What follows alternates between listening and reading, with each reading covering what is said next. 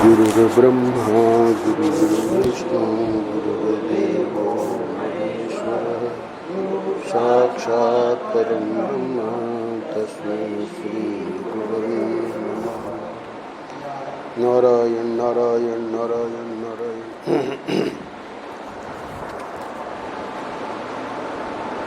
आज 16 सितंबर है। आनंद रस रत्नाकर के आज के पृष्ठ का शीर्षक है जीव का जन्म और ईश्वर का अवतार। पृष्ठ लिया गया है ईशानु कथा, नीचे ग्रंथ का नाम दिया है छोटे छोटे अक्षरों में लाइन के नीचे, ईशानु कथा। परम पूज्य महाराज श्री ने उनको प्रार्थना की गई थी कि नवम स्कंद पर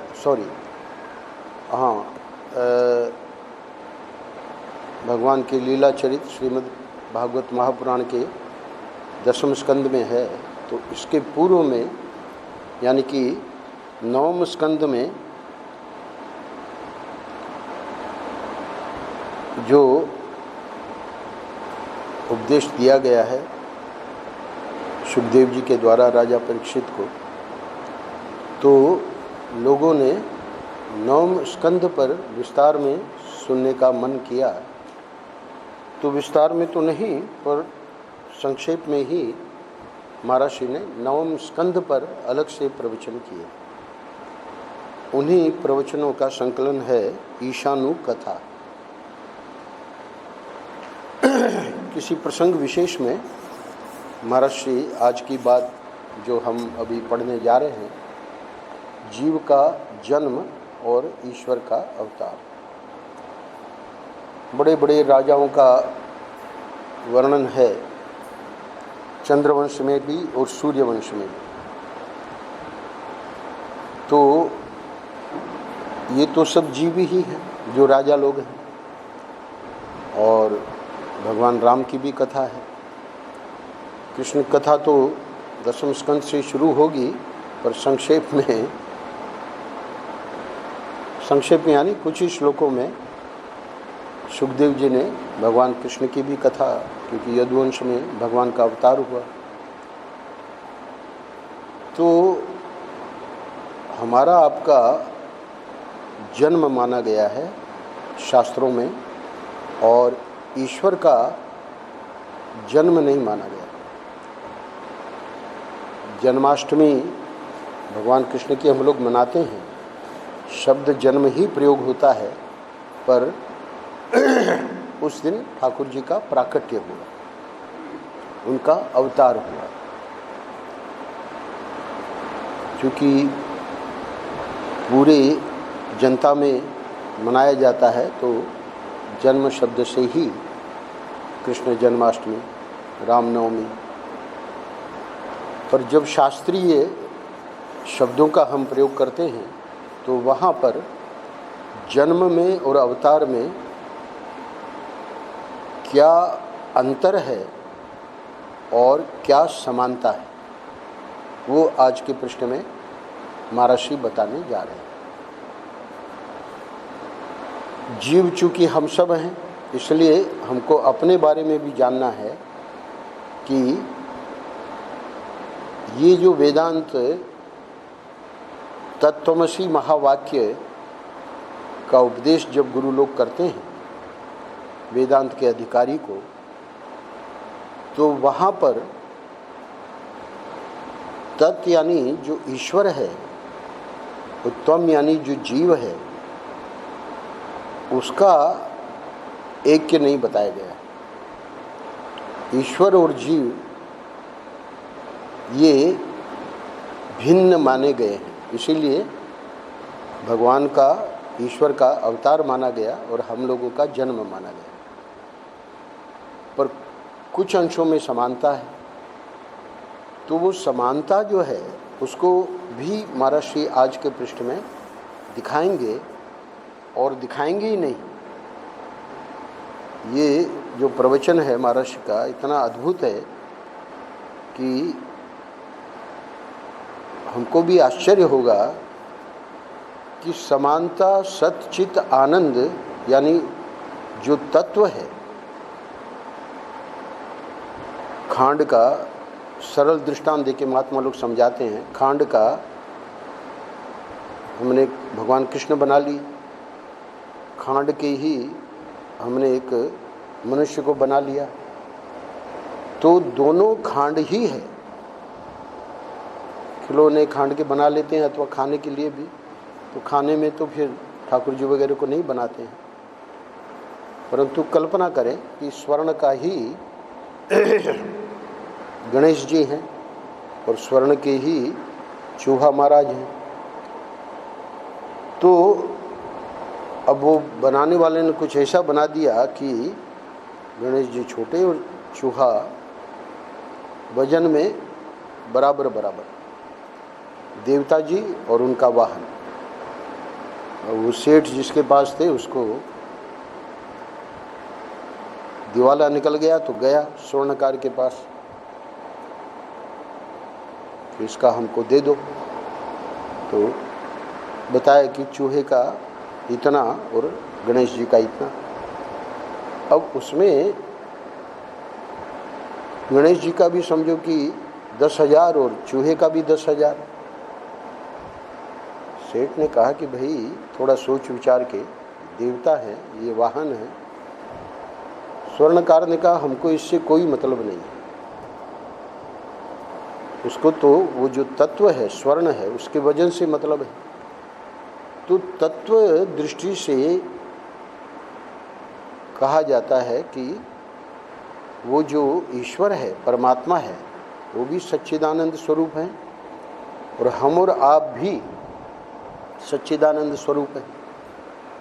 हमको अज्ञान है, हम जानते नहीं। ईश्वर जानता है, ईश्वर को अज्ञान नहीं है। ईश्वर कोटि के संत जो हैं वो भी जानते हैं, उनको भी ईश्वर की कक्षा में ही हम लोग बैठा के पूजा करते हैं। तो ये समानता तत्व में है। तत्वमसि उपदेश जब महावाक्य का किया जाता है वेदांत में, तो समानता उपाधि को लेकर नहीं है। उपाधि ईश्वर की जो है वो हम सब जानते हैं कि 7 दिन एक उंगली पे दिन रात गिरिराज को उठा के रखा, पूतना को 6 दिन के हुए और पूतना का उद्धार कर दिया। तो ईश्वर जो है उसका जो प्रभाव है, उस प्रभाव में समानता नहीं दिखाते तत्वमसि महावाक्य में। पर आज के पृष्ठ में परम पूज्य महाराज श्री एक विशेष बात बताने जा रहे हैं, उसको बड़े ध्यान से सुनिएगा, क्योंकि आज का अंतिम वाक्य है। लेकिन यह बात संसारी लोग जो कायदे से विचार नहीं करते हैं उनकी समझ में नहीं आती है। कौन सी बात? एक विशेष बात बताने जा रहे हैं। तो संसारी लोग क्या, सत्संग में भी जो ठीक ठीक समझने का प्रयास नहीं करते हैं या अपने आग्रह हैं, हम जो मान रहे हैं वही बात सही है, तो उनको यानी कि जो कायदे से, कायदे का मतलब यही है कि अपने आग्रह को मिटाकर और जो शास्त्र और सद्गुरु कह रहे हैं उसको समझने का प्रयास करना है। न भी समझ पाए हमारी बुद्धि, तो श्रद्धा का स्वरूप ही यह है कि भले हम नहीं समझ पा रहे हैं पर जो सद्गुरु और शास्त्र कह रहे हैं वही सत्य है। पर कायदे का जो विचार है वो तो बहुत बड़ी बात है, श्रद्धा ही नहीं है मूल में। यहाँ जो बैठे हैं वहाँ उनकी बात नहीं कर रहा हूँ, जो समाज में हम लोगों को देख रहे हैं, तो बहुत कठिन समय है। कलयुग 5000 वर्ष कलयुग का प्रवेश तो हो ही गया है। तो इसलिए ये जो कम से कम हम लोग जो जुड़े हुए हैं ठाकुर जी से, महात्माओं से, तो हमको कायदे से विचार करके और समझने का प्रयत्न करना चाहिए। न भी बुद्धि में समझ में आवे तो ये जो कहा जा रहा है यही सत्य है और हम जो अब तक मानते आए हैं वो गलत है।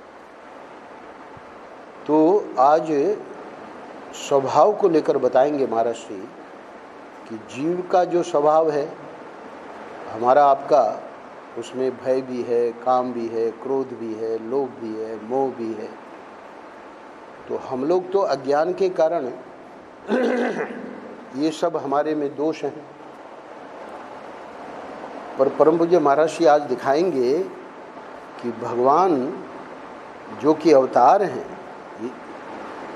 ईश्वर का अवतार है, तो आखिरी पैराग्राफ में बताएंगे कि हम ये सब चीज़ें ईश्वर में दिखा सकते हैं। क्यों?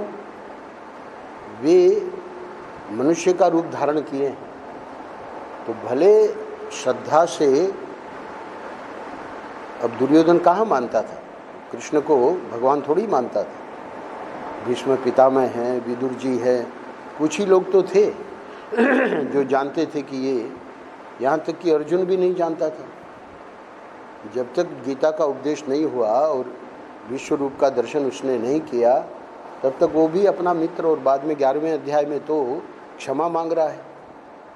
तो कहने का अर्थ है कि चूंकि भगवान मनुष्य मानव अवतार लेके लीला कर रहे हैं, इसलिए लीला में स्वभाव के रूप में, लीला के रूप में वो सब अपने में दिखाएंगे।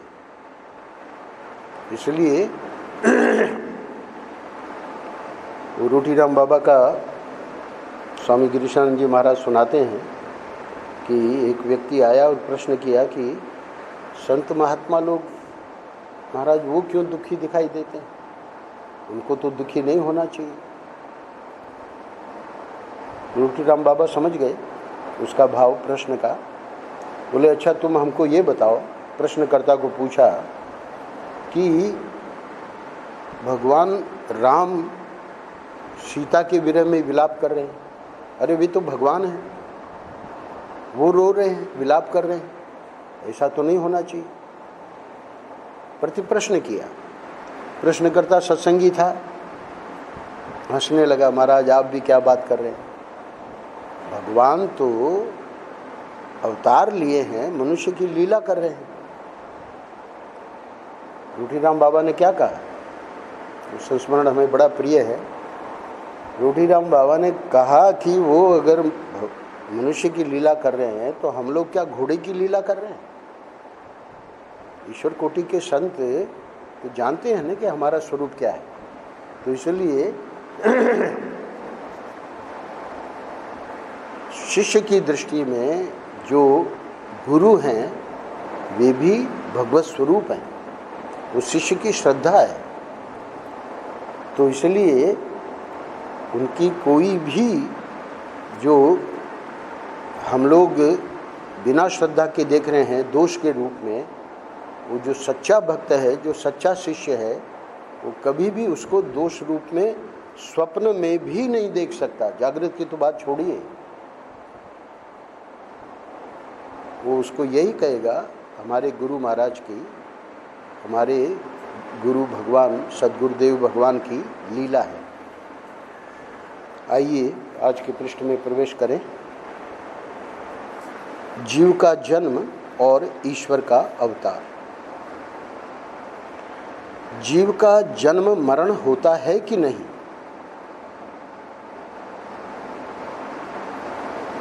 प्रश्न उठा रहे हैं।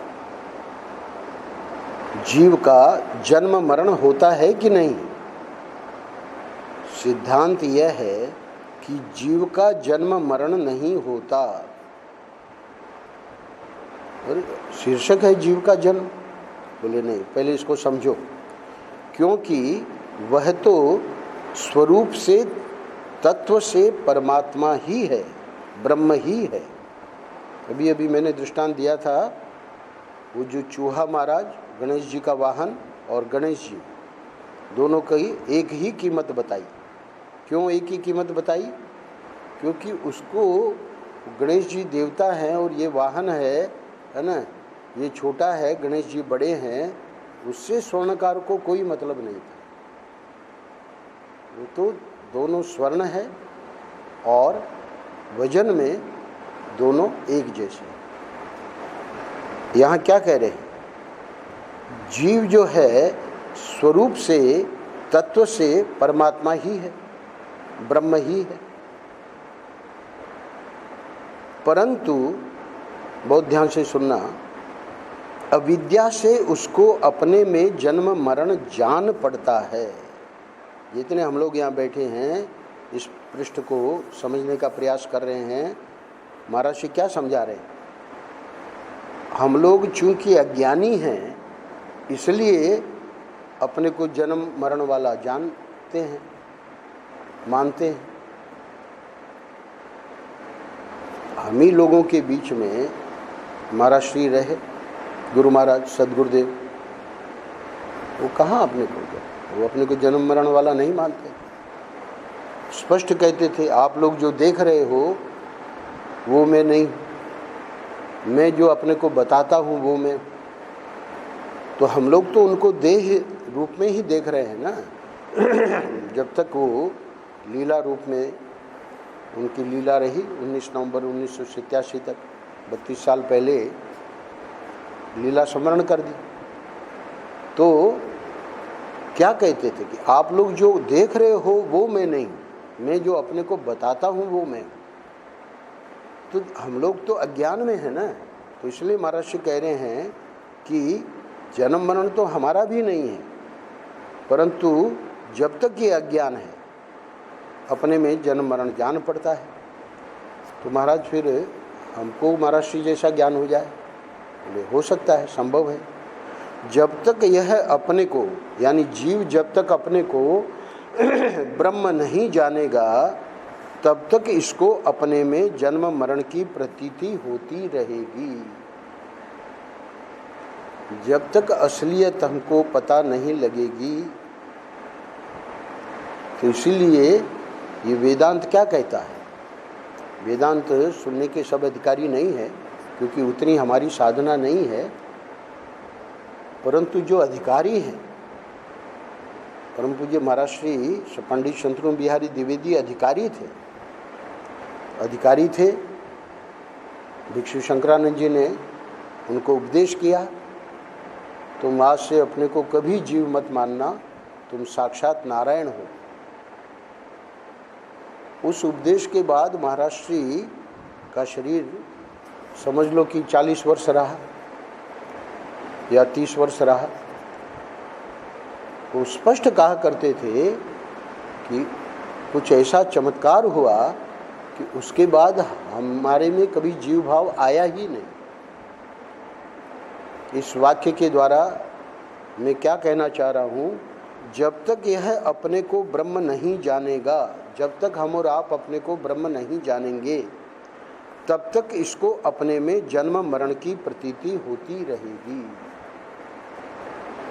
यानी ये प्रतीति जो है वो बंद नहीं होगी, रहेंगे हम परमात्मा स्वरूप ही।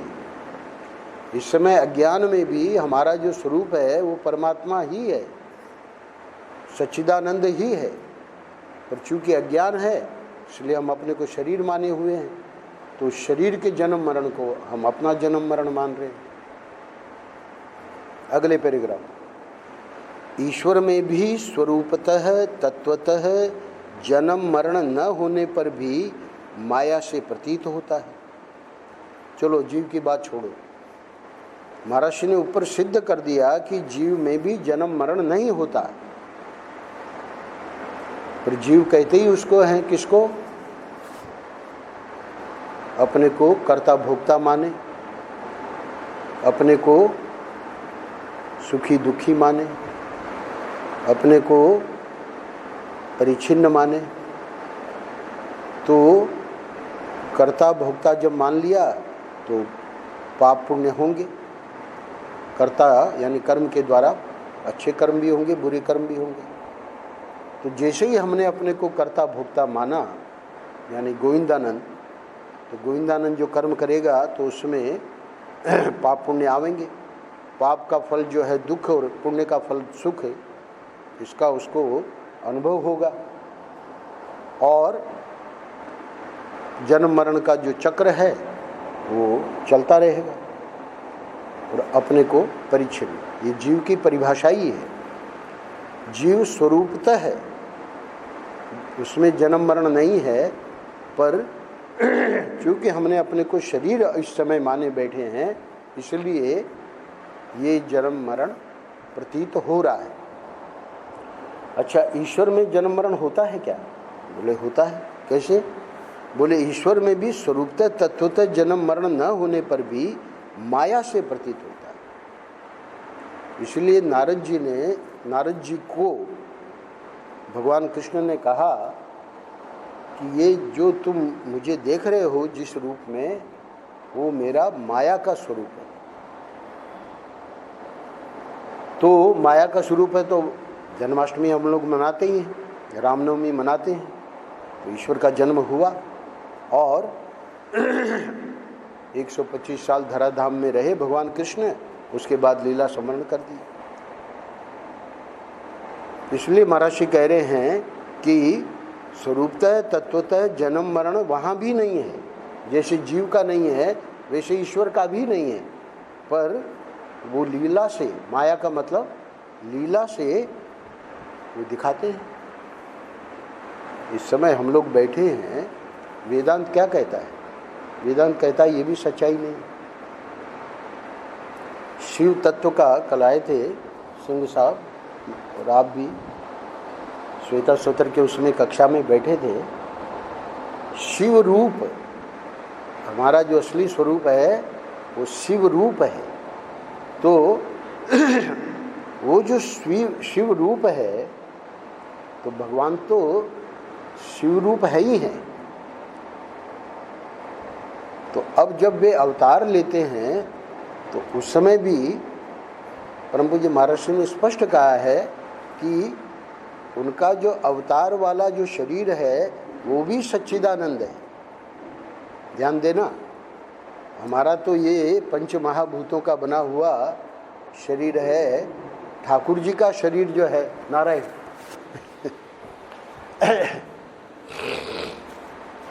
तो आंखें बंद करके बोलते रहते तो उनको पता नहीं लगता है। तो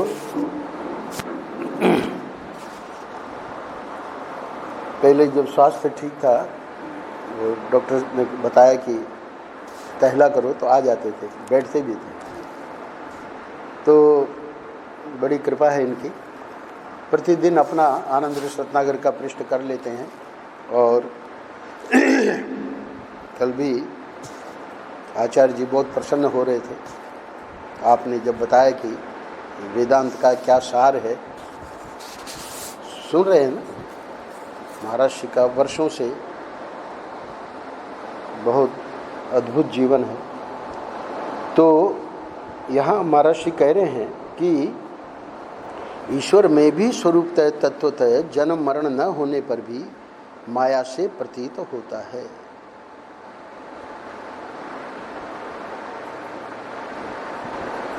जैसे जीव के साथ अविद्या लगी है, वैसे ईश्वर के साथ माया जुड़ी है। तो हम लोग अविद्या के वश में हैं, और ईश्वर के साथ जो माया जुड़ी है वो मायापति है, माया उसके वश में है। ईश्वर माया के अधीन नहीं है। जादूगर जो होता है, जो खेल दिखाता है, वो सब जानता है कि मैं जो दिखा रहा हूँ उसमें कुछ भी तत्व नहीं है, और हम लोग जो हैं नहीं जानते। तो जैसे जादूगर यानी जादूपति है, वैसे ईश्वर माया से ये शरीर धारण करता है। तो शरीर क्या धारण करता है? पूरी सृष्टि माया से बनाता है। तो वो जो शिव स्वरूप है ना, तो उसका जो शरीर है वो भी सच्चिदानंद है। उनका शरीर हमारे जैसे पांच भौतिक नहीं है। इसलिए ईश्वर के साथ माया जुड़ी है। तो क्या करते हैं ईश्वर? अपनी अचिंत्य शक्ति कहो अथवा माया शक्ति कहो, उससे भगवान जन्म मरण वाले प्रतीत होते हैं। न तो जीव जन्म मरण वाला है और न ईश्वर जन्म मरण वाले हैं, परंतु वो अज्ञान के कारण हम और आप जन्म मरण वाले अपने को मान रहे हैं और दुखी सुखी हो रहे हैं। कर्ता भोक्ता, पापी पुण्यात्मा, सुखी दुखी, गमनागमन के चक्कर में पड़ा हुआ है ना। मैं तो जीव हूँ, कटा पीटा, छोटा सा, है ना, दीनहीन, हम अपने को मान रहे हैं, जबकि हम हैं परमात्मा। व्यक्ति बैठा है और भीख मांग रहा है, और उसी की वो जमीन है जहाँ बैठा है, और उसके नीचे करोड़ों नहीं अरबों की संपत्ति दबी हुई है, और वो भीख मांग रहा है। ये मनुष्य रूप में जो ठाकुर जी लीला कर रहे हैं, जीव रूप में, स्वयं परमात्मा रूप में विराजमान है हृदय में सबके, प्राणी मात्र के, सिर्फ मनुष्य के नहीं। मत कर्म कृत मत परमो मद भक्त है संग वर्जित है निर्वैर है सर्वभूतेषु यह सब मामेति पांडव। हे अर्जुन, मुझे कौन प्राप्त करता है? निर्वैर है सर्वभूतेषु, प्राणी मात्र में कोई वैर की भावना नहीं। देखिए हमारे राग द्वेष कितने दृढ़ हैं, जिनके नहीं हैं वो प्रणम्य हैं। जिससे राग है उसमें फंसे हुए हैं, जिससे द्वेष है, नफरत है, सामने आ जाए तो एकदम मुंह का जायका बिगड़ जाता है। निर्वैर है सर्वभूतेषु, क्यों कह रहे हैं? प्राणी मात्र में परमात्मा है। प्राणी मात्र में परमात्मा है, ये 2 नंबर बात है। स्वयं परमात्मा ही वो बने हुए हैं। इसलिए ये सृष्टि का रहस्य, ये तो महात्माओं को ही समझ में आके उन्होंने अनुभव करके, ऐसी उनकी साधना है, तपस्या है। अभी जो महाराज दर्शन देके गए, दर्शन करने आए, पर हम लोगों को दर्शन भी मिल गया, भाग्यशाली हैं हम लोग। ऐसे तपस्वी, ऐसे महापुरुष, ऐसे संत आज के समय में दुर्लभ है। तो महर्षि की कितनी कृपा है हमको पता है, हमने इनको देखा है अवध नारायण दुबे के रूप में, जब ये गृहस्थ थे और महर्षि की सेवा में थे। लंबी लंबी दाढ़ी, जटाएं, दिन रात दौड़ दौड़ के काम करते थे। महर्षि इनकी जन्मभूमि पे स्वयं गए। कितनी गुरु की कृपा।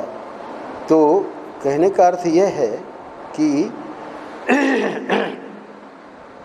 महर्षि समझा क्या रहे हैं, वो करते क्या है ठाकुर जी, उनके पास माया शक्ति है, अचिंत्य शक्ति है, उससे वो हम लोगों को दिखा रहे हैं। मानो कि मेरा भी जन्म हुआ है ना। ब्रह्मा जी आए, बोले कि अब लीला स्मरण करिए, भागवत में आया है। बोले नहीं, अभी एक काम बाकी है, अभी यदुवंश जो है यही आगे जाके भारी पड़ेगा सबको। अभी इनको भी मैं जब तक नहीं समेट लूँगा तब तक अभी मेरा कार्य पूरा नहीं हुआ। वो कार्य पूरा हो गया, चले गए। तो जन्म मरण वाले प्रतीत होते हैं। क्यों? क्योंकि अगर वो मरण वाले होते तो आज जिस ब्रज में हम लोग बैठे हुए हैं वृंदावन में, देखिए लोगों का भाव। राम भैया प्रतिदिन सुना रहे हैं कथाएं। अरे वो दुर्गी माँ, कल हमने उनका प्रवचन सुना, रिकॉर्ड कर रहे हैं। तो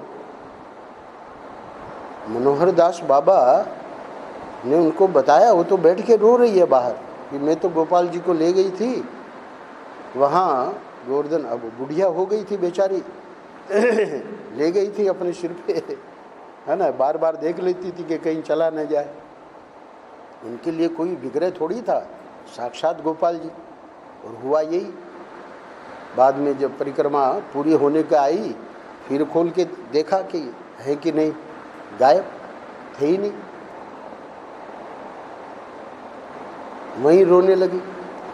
फिर बाद में किसी ने कहा कि तुम जाके वहाँ, है ना, कुटिया में देखो तो बड़ा नटखट है, हो सकता है वो वहाँ चला गया हो। बेचारी आई, अब कुटिया में तो बाहर कुंडी लगी है, बैठ के बाहर रोने लगी। अरे भाई, कुंडी खुली होती तो ठीक है, वो बात बन जाती कि हाँ आ गया है और अंदर चला गया है। राम भैया ने बताया कि कोई बहुत ज़्यादा पुरानी बात नहीं है। मनोहर दास बाबा उस समय के, दुर्गी माँ के समय के, उनसे हमने ये कथा सुनी। मनोहर दास बाबा वहाँ जब वो दुर्गी माँ को रोते हुए देखा तो पूछा, क्यों मैया क्यों रो रही है? बोले पूरी घटना सुनाई, ऐसे ऐसे वो इतना नटखट है कि वो कहाँ चला गया पता ही नहीं। किसी ने कहा कि घर में पहुँच गया होगा, पर यहाँ तो कुंडी बंद है। मनोहर दास बाबा ने कहा कि ठाकुर जी को प्रवेश करने के लिए, अरे हमारा ये जो मोबाइल जो आप लोगों के हाथ में होता है, उसकी आवाज़ के लिए दीवारें आवाज़ नहीं रोक सकती, है ना? तो ठाकुर जी को प्रवेश करने के लिए वो तो ठाकुर जी तो ये सब मोबाइल ये सबके अधिष्ठाता हैं। उनको कोई कुंडी खोल के अंदर थोड़ी जाना पड़ता है। खोली कुंडी खोल के गई अंदर, देखा तो पालने में झूल रही थी। तो कहने का मतलब ये तो जन्म मरण वाले प्रतीत होते हैं। तो जैसे जीव का जन्म होता है अविद्या से और वासना से, वैसे ही भगवान का जन्म होता है माया से और लीला से। भला अब इतनी बात अगर पकड़ में आ गई तो आगे का सरल है। महाराज जी जो ब्रह्म ब्रह्म वेदांती लोग कहते हैं, उसके बारे में भी बता दो। सुनो, देखो, ब्रह्म का न तो अवतार है न जन्म। तत्व जो है वो तो ज्यों का त्यों ही है। वेदांत की जो सबसे जबरदस्त बात है वो यही है। इस समय भी ये पूरी प्रतीति ही है, अनंत कोटि ब्रह्मांड, जिसमें ये विश्व और जिसमें ये भारत और जिसमें ये उत्तर प्रदेश और जिसमें ये वृंदावन और जिसमें गोपालगढ़ में ये ठाकुर जी के सामने हम बैठे हैं। अनंत कोटि ब्रह्मांड जो है वो प्रतीति मात्र है। यह है वेदांत का सिद्धांत। इसलिए ये सिर्फ जो वैराग्यवान सन्यासी हैं उन्हीं के लिए ये ब्रह्म विद्या है। क्यों? क्योंकि जो संसार को सत्य मान रहे हैं वो इस बात को कैसे समझेंगे? उनके लिए तो उनकी हर चीज़ सत्य है, अपना शरीर सत्य है, संसार सत्य है। जो विरक्त है उनको बताया जा रहा है असली वस्तु क्या है। असली वस्तु यही है कि ये जितना जो, यानी मेरा शरीर भी और ये पूरा संसार भी प्रतीति मात्र है। तो प्रतीति मात्र है तो फिर असलियत क्या है, सच्चाई क्या है? तो बौद्धों के हाथ वो सच्चाई नहीं लगी। उनको लगा कि ये प्रतीति, वो भी प्रतीति मानते हैं, तो फिर सच्चाई क्या है? बोले सच्चाई शून्य है। पर ऋषियों ने पता लगा लिया, सच्चाई जो है वो शिव तत्व है, और वो शिव तत्व है वो ही परिपूर्ण है। उस शिव तत्व में जैसे समुद्र में तरंगे वगैरह दिखाई देती है, वैसे उस शिव तत्व में ही ये सब पूरा अनंत कोटि ब्रह्मांड दिखाई दे रहा है। उसी में हम अपने को शरीर मानने लगे, संसार को सच्चा मानने लगे, और हमारी जो है वो दशा महाराज ने बताई दी। पर भगवान जो हैं वो अवतार लेते हैं तब भी जान रहे हैं कि मैं तो शिव तत्व हूँ। तो इसलिए महाराज कह रहे हैं कि वो जो शिव तत्व है, ब्रह्म है, वो तो वैसे के वैसे ही रहता है। उसमें प्रतीति जो है, उस प्रतीति में ब्रह्म जो है वो अपने को कृष्ण के रूप में, राम के रूप में, है ना, नरसिंह के रूप में, किसी भी रूप में क्योंकि माया शक्ति उसके अधीन है, इसलिए ब्रह्म का न तो अवतार है न जन्म है। हाँ, वो जो माया शक्ति से जो ब्रह्म है ना, या ईश्वर है, उसका अवतार है। ये पंक्ति बहुत महत्वपूर्ण है। ब्रह्म का अवतार सिद्धांत में नहीं माना गया है, जन्म भी नहीं माना गया, इसलिए ब्रह्म विद्या को जानना बहुत कठिन है। बिना अधिकार के ब्रह्म विद्या, हमारे शर्मा जी हंसी करते हैं, 15 दिन एक संत को बुला के, तो हंसी मतलब हंसी की बातें हैं, पर अब रुचि हो जाती है तो व्यक्ति चाहता है हम भी वेदांत से। तो एक माता जी ने बोले कि हमको वेदांत पढ़ा दो। अब वेदांत अधिकारी तो नहीं है, अधिकारी तो जो विरक्त है वही है। 15 दिन वो महात्मा जी ने, अब वो महात्मा जी भी कहे कि भाई महात्मा जी होते तो कह देते साहब कि भाई तुम वेदांत की अधिकारी नहीं हो, हम नहीं पढ़ा सकते, अभी तुम भक्ति करो। तो ये सब लीलाएं चलती हैं। ये तो जो शिव तत्व का अधिगम है उसकी कल्पना भी अगर हम करें तो हमको समझ में आएगा कि ये सुखी दुखी होने का कोई कारण ही नहीं। जब साक्षात महर्षि का प्रथम जनवरी का पढ़िएगा, उसमें महर्षि ने कहा है और सब बातें भूल जाए तो भूल जाए, पर एक बात नहीं भूलना कि इसी शरीर में, हमारे हृदय में इस सृष्टि का जो स्वामी है परमात्मा, वो बैठा है। बहुत गजब की बातें हैं। तो इसलिए महर्षि कह रहे हैं ब्रह्म का तो न अवतार है न जन्म है। अब हमको तो आज के पृष्ठ पे देखना है, तो आज के पृष्ठ में दो बातें समझाएंगे। ईश्वर का अवतार है और जीव का जन्म है। इसलिए व्यावहारिक सत्ता में ये दोनों होते हैं। वो जो मैं बता रहा था उसको कहते हैं पारमार्थिक सत्ता।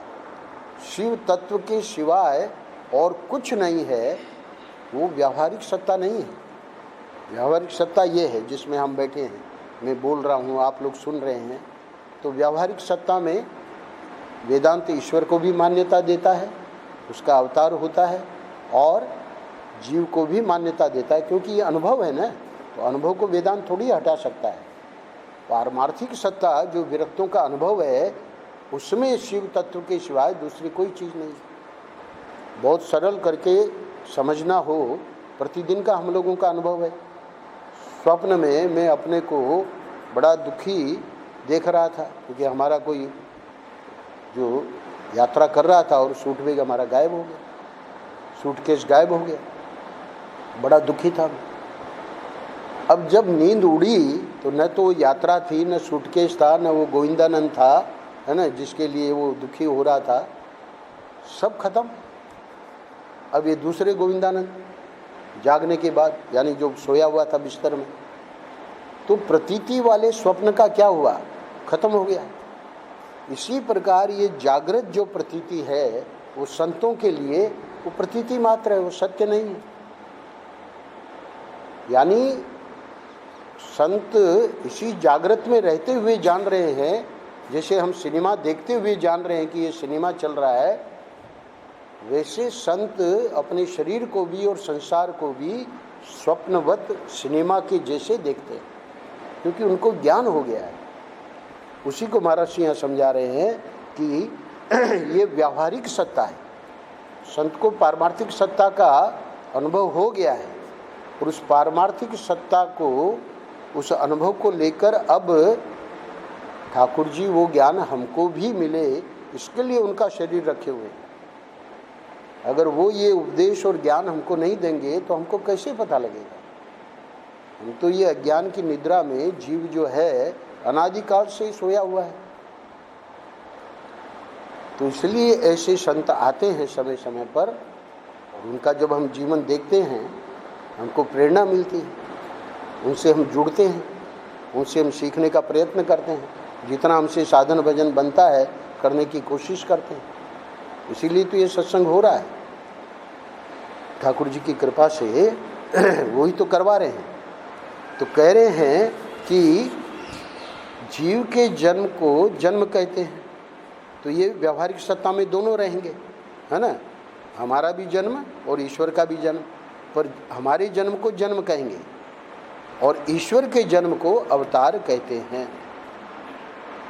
अपनी वासना से विवश होकर जीव का जन्म होता है।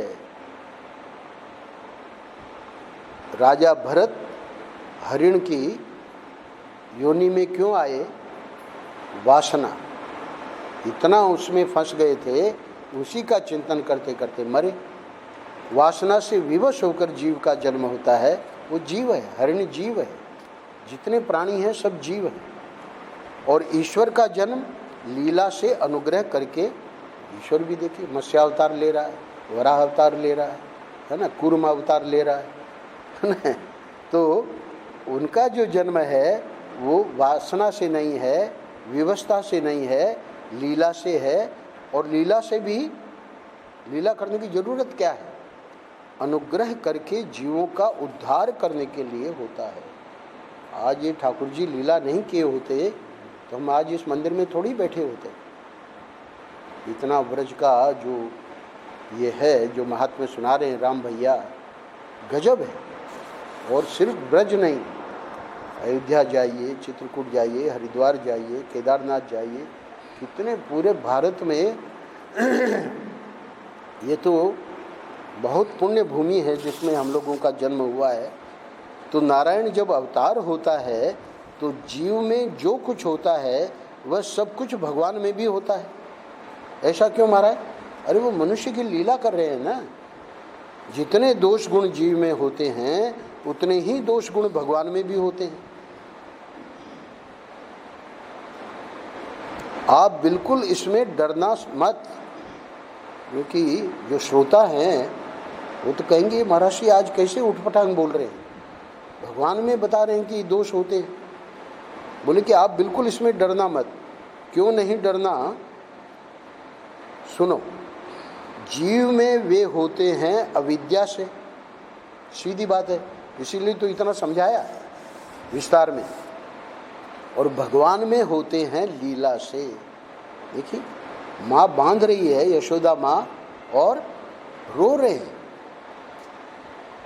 वो क्या है? लीला है। इसलिए जीव के लिए बंधन के हेतु हैं और भगवान के लिए बंधन के हेतु नहीं हैं, बल्कि उल्टा है। क्या? मोचन के हेतु है। मोचन के हेतु का अर्थ क्या हुआ? मोचन के हेतु है माने उन लीलाओं का चिंतन करके दूसरे लोग यानी हम लोग मुक्त हो जाते हैं। महाराज जी आपने जो कहा कि जितने दोष गुण जीव में होते हैं उतने ही दोष गुण भगवान में भी होते हैं, हम आपकी इस बात को नहीं मानते। आपने भले कहा डरो मत फलाना ढिकाना, पर हम आपकी इस बात से एग्री नहीं हैं। महाराज जी को पता था। कहो तो हम श्री कृष्ण के जीवन में बता दें, जो कुछ किसी जीव में हो सकता है वह सब कुछ श्री कृष्ण के जीवन में है। क्योंकि एक ही तत्व, मूल में तत्व एक ही है। पारमार्थिक सत्ता शिव जो है अद्वितीय है, वहाँ दूसरा कुछ है ही नहीं। तो एक ही तत्व की दो अभिव्यक्ति है। माया शक्ति से वही तत्व जीव बना हुआ है और वही तत्व ठाकुर जी बने हुए। वही स्वर्ण चूहा बना हुआ है, वही स्वर्ण गणेश जी बने हुए। एक ही तत्व की दो अभिव्यक्ति है, एक लीला से और एक कर्म से। जो ठाकुर जी की अभिव्यक्ति है वो हमारे उद्धार के लिए वो लीला कर रहे हैं। हम लोग जो हैं कर्म से, हमारे जो पाप पुण्य के कर्म हैं उन कर्मों से हमको ये शरीर मिला। बहुत ज़्यादा पुण्य होते देवता का शरीर मिल जाता, बहुत ज़्यादा पाप होते नरक में जाना पड़ता, पशु योनि मिलती।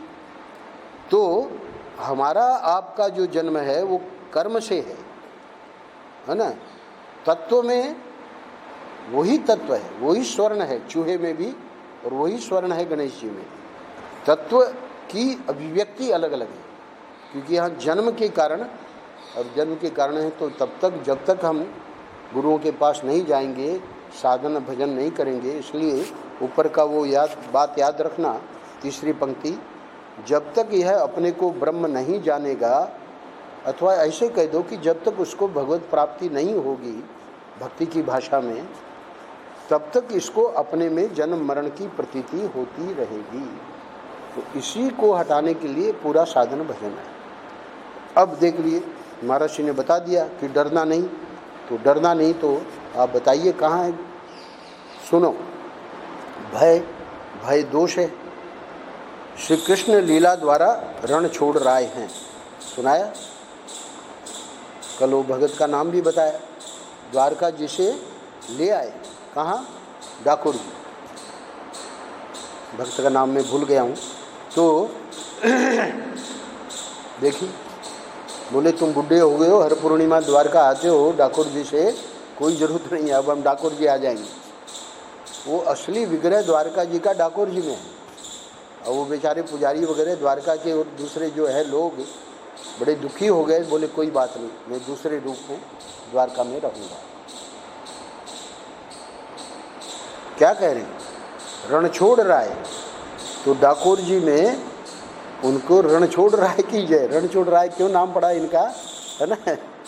तो ये तो बहुत गजब है। भय, श्री कृष्ण लीला द्वारा रणछोड़ राय है। श्री कृष्ण काम की लीला से बच्चे पैदा करते हैं। श्री कृष्ण क्रोध की लीला द्वारा रुक्मी को बांधते हैं। महर्षि कह रहे हैं, अब ज़्यादा विस्तार नहीं करेंगे, हम कृष्ण में मोह लीला दिखा सकते हैं, ब्याह करते बता सकते हैं, जुआ खेलते दिखा सकते हैं। बोले कैसे दिखाओगे? अरे भाई, श्रीमद् भागवत में के 10वें स्कंद में ही सब वर्णन आया है कि नारद जी द्वारका गए तो उन्होंने वहाँ सब स्त्रियों के घरों में देखा, 16,108। वो एक एक घर में जा रहे हैं, बाद में तो चकरा गए, है ना? क्या देखा? कृष्ण की कहीं तलवार चला रहे हैं, कहीं घोड़ा धो रहे हैं, कहीं दान कर रहे हैं, कहीं यज्ञ कर रहे हैं, कहीं नाच रहे हैं, कहीं गा रहे हैं, कहीं बुढ़ापे में नाचना गाना सिखा रहे हैं। वहाँ प्रश्न उठा दिया, प्रश्न करता तो रहते ही हैं, अरे बुढ़ापा भी आता है भगवान को। महर्षि क्या कह रहे हैं? बचपन आता है तो बुढ़ापा भी आएगा। और वहाँ जो बुढ़ापा और बचपन दोनों क्या है? लीला है। ये सब लीला है भला। तो महाराज, आज तो आपने बहुत ही गजब की बात सुना दी। हाँ, बात गजब की है ही है, इसलिए अंत में कहा, लेकिन ये बात संसारी लोग जो कायदे से विचार नहीं करते हैं, मतलब जो सत्संग नहीं करते हैं, जिनकी श्रद्धा नहीं है, अपनी जो समझ है उसी को मानते हैं कि हमारी समझ से बड़ी कोई समझ नहीं है ना? जिनको अध्यात्म में लोग महामूर्ख कहते हैं, है ना? तो उससे काम नहीं बनेगा। जब कायदे से सत्संग करेंगे, गुरुओं के पास उनके चरणों में बैठेंगे, है ना, श्रद्धा करके उनसे सीखेंगे, अपनी बुद्धि को वहाँ समर्पित करेंगे। ये है अंतिम वाक्य में महर्षि इतना ही कहना चाह रहे हैं। ये बात संसारी लोग जो कायदे से विचार नहीं करते हैं, उनकी समझ में नहीं आती है। नारायण नारायण।